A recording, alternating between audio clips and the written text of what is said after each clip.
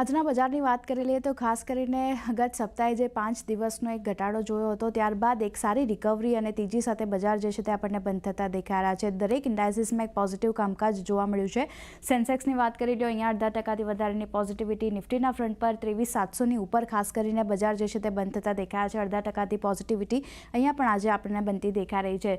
Nifty બેંકની વાત કરી લઈએ સૌથી સારી તેજી અહીંયા બનતી દેખાય। Private sector bank, public sector બેંકમાં જે એક પોઝિટિવિટી હતી તેનો સપોર્ટ ખાસ કરીને મળ્યો છે અને 1%થી વધુની તેજી સાથે આપણને બેંક નિફ્ટીમાં ક્લોઝિંગ જોવા મળ્યું છે।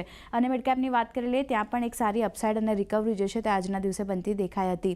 માર્કેટને સપોર્ટ કરતા સેક્ટરની વાત કરી લઈએ તો મોટાભાગના આજે તમામ સેક્ટરલ ઇન્ડેક્સ જે છે તેમાં એક પોઝિટિવિટી બનતી દેખાઈ હતી। સૌથી સારી તેજી ખાસ કરીને નિફ્ટી રિયાલ્ટી ઇન્ડેક્સમાં જુઓ બનતી દેખાય છે। સાથે જ એફએમસીજી, એનર્જી અને મેટલ કાઉન્ટરમાં પણ 0.5%થી વધુની અપસાઇડ આપણને બધા સેક્ટરમાં બનતી દેખાય છે। તો આ એક સારું સપોર્ટિવ ફેક્ટર રહેતું દેખાયું। નિફ્ટીના ગેનર્સ અને લૂઝર્સ પર નજર કરી રહી। નિફ્ટીના ગેનર્સમાં સૌથી પહેલાં આઈટીસીનું કાઉન્ટર છે। જે રીતે જીએસટીની બેઠકમાં તમાકુ પર કોઈ નિર્ણય નથી લેવામાં આવ્યો અને ખાસ કરીને એક પોઝિટિવિટી અહીંયા એને કારણે બનતી દેખાય છે। બીજી બાજુ Grasim, HDFC bank, JSW steel જેવા કાઉન્ટર છે જો 1%થી લઈને 2% સુધીની પોઝિટિવિટી આ બધા કાઉન્ટર પર આપણને બનતી દેખાઈ રહી છે અને નિફ્ટીના ટોપ ગેનર જે છે તે આ બધા સ્ટોક આજે બનતા દેખાયા। સામે ઘટનારા શેર્સની વાત કરી લઈએ તો ઓટો સેક્ટરમાંથી હીરો મોટોકોર્પ, મારુતિ સુઝુકી જેવા કાઉન્ટર છે જે 0.5%થી લઈને 1% સુધીની વેચવાલી આજના દિવસે બતાવી। નેસ્લે ઇન્ડિયા, ટીસીએસમાં પણ ફ્લેટ ટુ નેગેટિવ કામકાજ જે છે તે જોવા મળ્યું છે। તો ખાસ કરીને આ બધા કાઉન્ટર આજે ઘટનારા શેર્સમાં આવતા દેખાયા।